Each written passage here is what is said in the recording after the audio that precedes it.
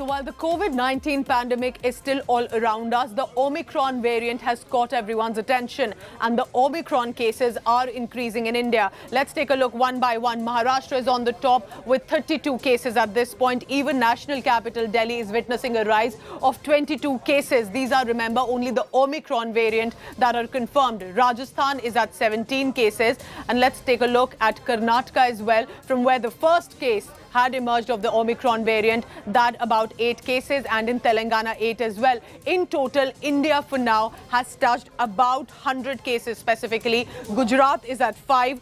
And also at this point, Kerala, we are being told, where again cases were initially had been reported from, at about 5 as well. Let's take a look now at Bengal, Punjab, Tamil Nadu, where Andhra Pradesh reports 1. At this point, West Bengal is only 1 case of the Omicron variant, while other Delta cases are still continuing. And election-bound state of Punjab just reporting 1 case, with Tamil Nadu as well, just 1 case for now of the Omicron variant. So ensure that you keep yourselves still vaccinated and follow all precautions even now.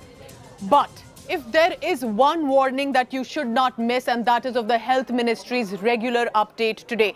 Listen in to what the Joint Secretary of the Health Ministry, Love Agarwal, had to say. This is about how and where the Omicron variant is increasing and what you must know to ensure that you and your family stay protected. 11 state में total 101 Omicron cases अब तक detect हुए हैं। इस संख्या में on A daily basis देश में ट्रैक किया जाता है। महाराष्ट्र में 32 केस, दिल्ली में 22 केस, राजस्थान, कर्नाटका, तेलंगाना, ऐसे करते हुए करीब 11 स्टेट्स में 101 केस अब तक नोट किए जा चुके हैं। जो अभी तक WHO की एडवाइस है, उसके हिसाब से उन्होंने कहा है कि जो भी ट्रीटमेंट पैटर्न है, जो भी क्लिनिकल गाइडलाइंस हैं, जो हमारी क्लिनिकल अप्रोच है in terms of management of Covid, वह ओमिक्रॉन के लिए भी इफेक्टिव है। लेकिन ओमिक्रॉन को वेरिएंट ऑफ कंसर्न के रूप में जब डिक्लेयर किया गया, तो WHO की यह भी एडवाइस है कि हमें यह मान के चलना पड़ेगा कि ओमिक्रॉन एक वेरी हाई रिस्क के रूप में हमारे सामने है। लोग ओमिक्रॉन को माइल्ड समझकर उसको डिसमिस ना करें। और जरूरी है कि जैसे कि पिछले 2 सालों से देश और दुनिया कोविड की लड़ाई में सतत प्रयास करते हुए मैनेज कर रहा है, उसी गति से ओमिक्रॉन या इससे रिलेटेड जो चैलेंजेस है उसको भी उसी संभावना और उसी गति से हमें मैनेज करने की आवश्यकता है। जरूरी है कि ये समझें कि अगर बहुत अधिक संख्या में केसेस आने शुरू हो जाएं, इन्फेक्शन का स्प्रेड सडनली एकदम सर्ज के रूप में हमारे सामने आएगा, तो वह हेल्थ सिस्टम को स्ट्रेन कर सकता है और टू दैट एक्सटेंट एक हेल्थ सिस्टम के लिए एक बहुत बड़ा चैलेंज हमारे सामने फिर भी आ सकता है। So what is the ground status in cities in the country? Over now to my colleagues in national capital Delhi and also Mumbai, Maharashtra, where the maximum number of cases of Omicron variant are being reported. Take a look at these ground reports sent by colleagues from Delhi and Mumbai. राजधानी दिल्ली में corona virus के नए variant Omicron के positive मरीजों की संख्या बढ़ती जा रही है। ताज़ा 10 नए मामले सामने आए और अब कुल मिलाकर ओमिक्रॉन के मरीजों की जो संख्या है, पॉजिटिव मरीज हैं, वो तकरीबन 20 हो चुके हैं। हालांकि 10 पहले ही डिस्चार्ज हो गए थे। आपको ये भी बता दें कि तकरीबन 40 सैंपल्स का जीनोम सीक्वेंसिंग हुई थी, उसमें से तकरीबन 10 पॉजिटिव मरीज मिले। साफ तौर पर सतर्क रहने की ज़रूरत है और डरने की ज़रूरत नहीं है, लेकिन तभी बचा जा सकता है जब अलग अलग तरीकों से हम अपने आप को बचाएं। इन सब के बीच दिल्ली सरकार लगातार तत्पर है, एक के बाद एक कड़े कदम उठा रही है ताकि कम से कम राजधानी में दहशत न फैले। The government has decided that Section 144 will be in place in Mumbai till the midnight of 31st December. Surprisingly, the government has also said that no terrace parties in residential complexes will be allowed. No parties in residential premises as well. No parties, get-togethers or social meetings in Marine Drive Promenade, Bandra area or along the beaches as well. The government says that all its COVID care centers are in a state of readiness. The oxygen problem will not be faced this time around and enough measures have been put into place. But the government says the onus lies on the people as well. Everyone will have to realize the responsibility. It is going to be a collective responsibility.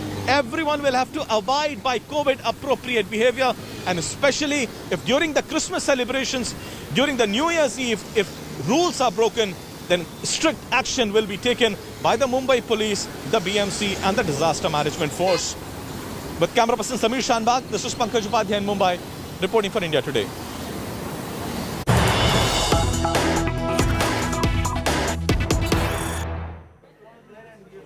Delhi schools are set to reopen again, and that from Saturday, which is tomorrow. We're now being told that the Delhi government has given an approval, a nod to reopen schools, and that from the 6th standard. I'm going across to Abhishek Anand for all the latest. Abhishek, is this directive only for the Delhi government schools, or do the private schools also have this nod from the Delhi government? Why has this decision been taken now to reopen schools from tomorrow? Well, Pooja, this reopening of school, once the schools reopen from tomorrow, they won't be functioning like the pre-COVID times. The students who are willing to go to the classes will be there, but it will be functioning on a hybrid basis. So the students who are opting for an online classes, there will be no registered maintain attendance registers will be removed from the classrooms, so that those who are willing to come to the school shall be in the classrooms, and those who are not willing to come to the school shall continue the online classes. Now the school managements will ensure that social distancing is being followed inside the classrooms, masks are on all students, and of course the teacher and sanitizers are there. Also, the primary schools below the 5th standards are going to be reopened from the 27th of this month. So these decisions were taken after a marathon meeting with the authorities concerned. Yes. The Delhi government held a series of meetings with the authorities, including the Air Quality Management Committee. So Abhishek, yes, what you're telling us,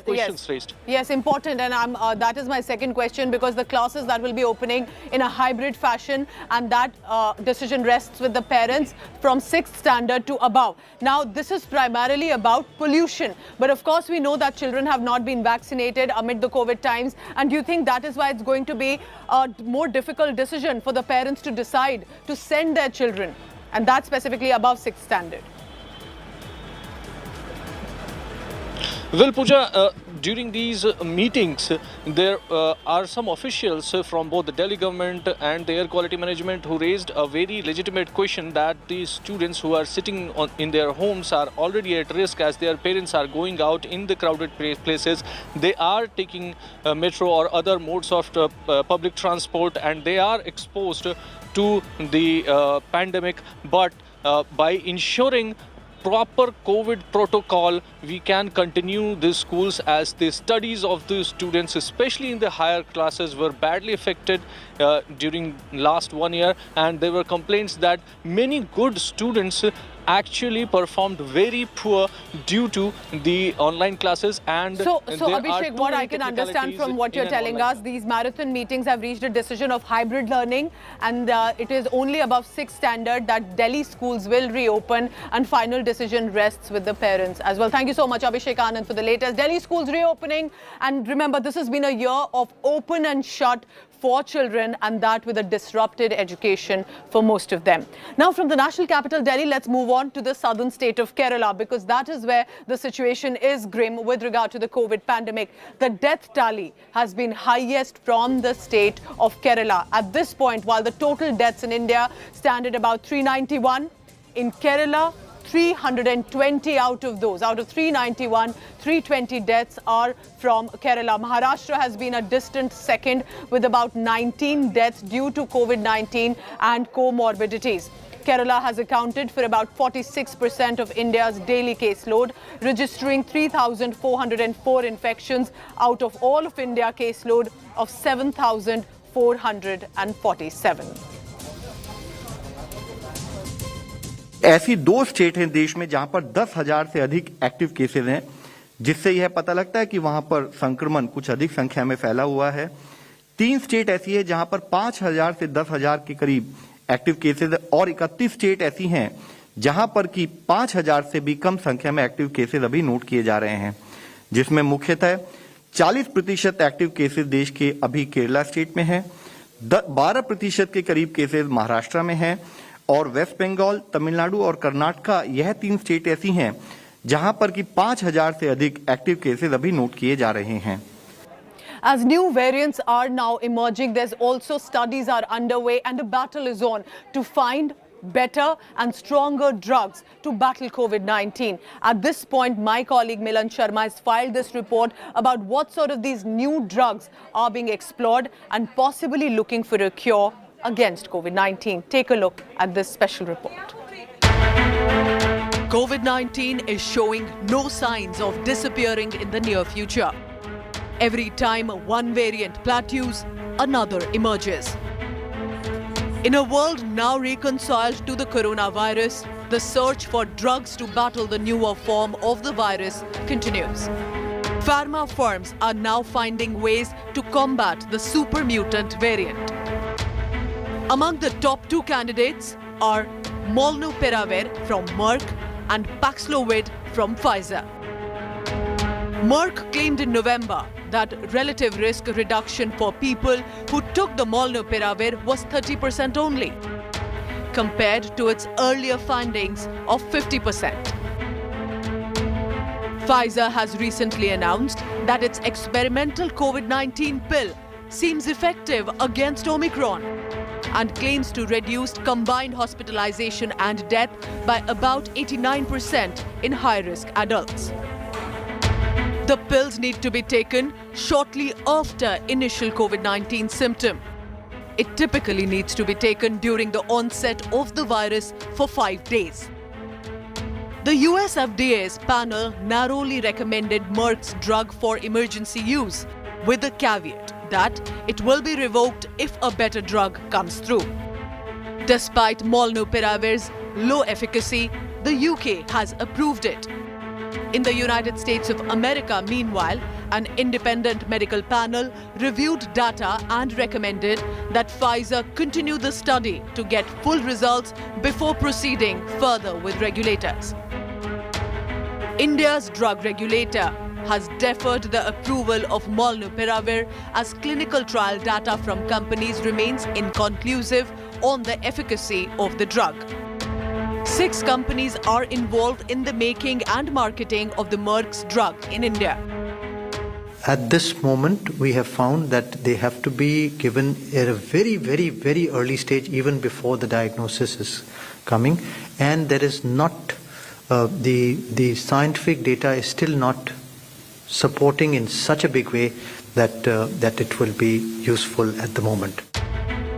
Several low and middle income countries are awaiting a decision by the government, as Indian generic firms will be key suppliers of this drug to countries in Southeast Asia and Africa.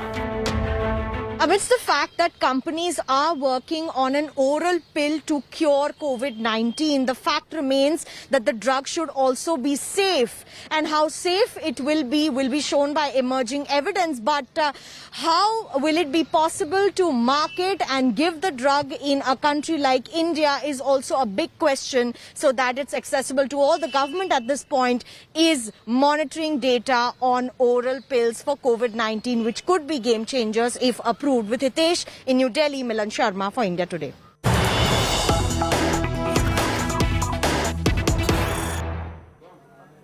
Big news now coming in with regard to vaccines and COVID-19. Sputnik V vaccine appears to have now inducing robust neutralizing antibody response to the Omicron variant, further strengthened by the Sputnik Light booster, performing 3 to 7 times better than including the mRNA vaccines.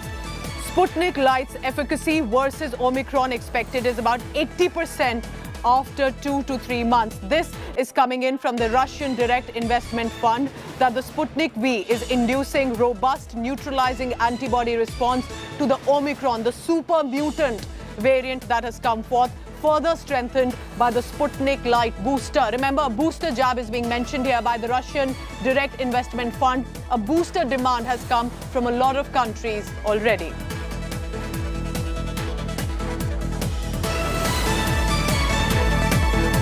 As studies continue about what possibly can be done with regard to the coronavirus, its new emerging variant, first Delta and now the Omicron. Now a latest study has come forth stating, and that specifically is happening in other countries, that Omicron variant attacks the airways, replicates 70 times faster possibly than the Delta. As cases of Omicron soar across the world, a new study is indicating that the SARS-CoV-2 variant multiplies more quickly in tissues that line the airway passages than those in the lungs, unlike the Delta variant. And remember, this passage is being referred to as the bronchial tissue. Omicron multiplies itself 70 times faster in these bronchus tissues and facilitate possibly a person-to-person spread. So a bronchus, just telling you, is a passage or airway in the lower respiratory tract that conducts air into the lungs. This study has been led by researchers from the LKS Faculty of Medicine at the University of Hong Kong and provides first information on how the novel variant infects human respiratory tract. The findings, which are being peer-reviewed, were released by the university, but of course has caught the world's attention, and experts are mulling over how it impacts the bronchial tissue apart from the lungs as well.